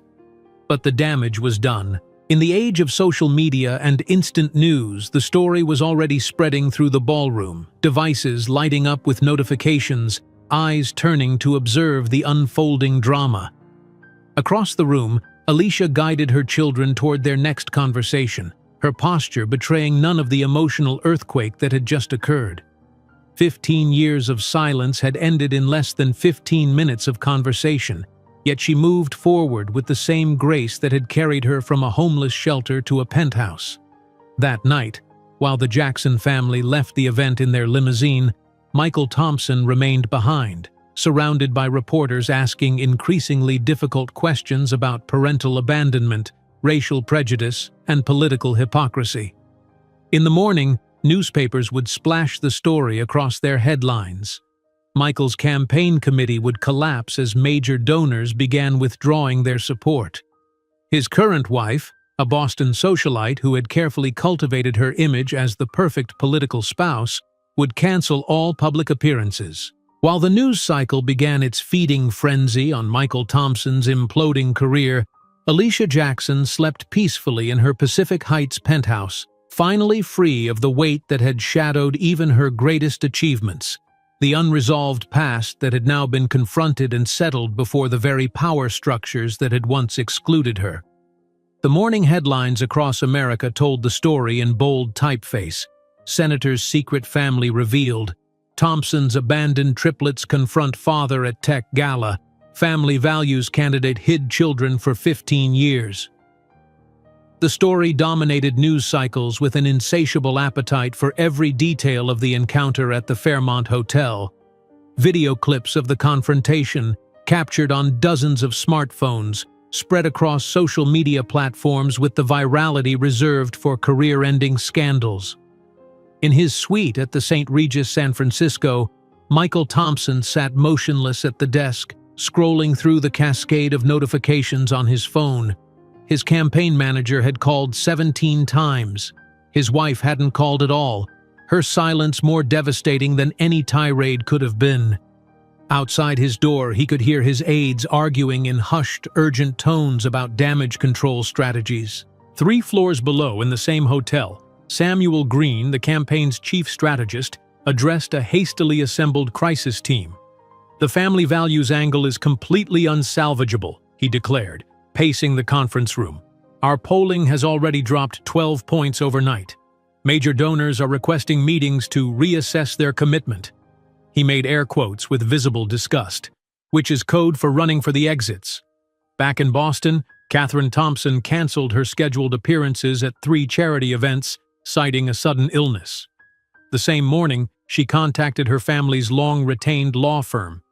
Meanwhile, in Pacific Heights, Alicia woke to the soft California light filtering through smart glass windows that had automatically adjusted their opacity with the rising sun. Her phone displayed hundreds of notifications, which she ignored as she made her way to the kitchen where the triplets were already gathered for breakfast, engaged in animated conversation. The statistical probability of this scenario playing out publicly was actually quite low, Marcus was saying, spreading avocado on whole grain toast. The convergence of variables required, Mom's award, his panel appearance, the press presence, creates an almost theatrical narrative structure. I calculated a 4.3% chance of direct confrontation, Malik agreed, not looking up from the prototype he was tinkering with at the breakfast counter, though I didn't factor in Mom's directness with the reporters. Maya, scrolling through news coverage on her tablet, looked up as Alicia entered. "You're trending on every platform, Mom. The Forbes profile requests just doubled, and 3 morning shows want interviews." Alicia poured herself coffee in the chipped mug, the familiar routine anchoring her amid the storm of attention. "How are you 3 feeling about all this?" she asked, studying their expressions carefully. The triplets exchanged their characteristic glance, that silent communication that had developed in the womb and strengthened through 15 years of shared experience. "Scientifically fascinating," offered Malik. "Sociologically predictable," added Marcus. "Personally," Maya paused, always the most emotionally intuitive of the 3. "Surprisingly okay. He's exactly as you described, impressive on paper, hollow underneath." A week after the conference, as the media frenzy showed no signs of abating, a cream-colored envelope arrived at Alicia's home office via special courier. The Thompson family crest was embossed on the heavy stationery, an ostentatious touch that made Alicia shake her head slightly as she broke the seal. Michael's handwriting was exactly as she remembered, precise, controlled, with the slight rightward slant of someone perpetually rushing toward the next achievement. "Alicia," the letter began without preamble, "words cannot express the depth of my regret for actions taken 15 years ago and for every day since. I'm writing to request, to beg, if necessary, for an opportunity to meet with Marcus, Malik, and Maya in whatever context you deem appropriate. I understand I have no right to make this request, but I hope you'll consider it, not for my sake, but for theirs. I'm willing to accept any terms, any conditions you set forth. Please contact me directly on my personal number below. With deepest regret and hope, Michael." Maya found her mother still holding the letter, staring thoughtfully out the window at the Golden Gate Bridge in the distance. "What will you tell him?" she asked, having instantly assessed the letter's source from the distinctive envelope. Alicia turned, tucking a strand of hair behind her ear, a gesture from her youth that emerged only in moments of deep contemplation. "I'm going to tell him that the decision isn't mine to make. It's yours, all 3 of yours." Later that evening, the triplets gathered in the home library, a room Alicia had designed with floor-to-ceiling bookshelves and comfortable reading nooks, prioritizing it over the home theater that their wealthy peers preferred. Marcus brought data, Michael's voting record, public statements, and career trajectory meticulously analyzed.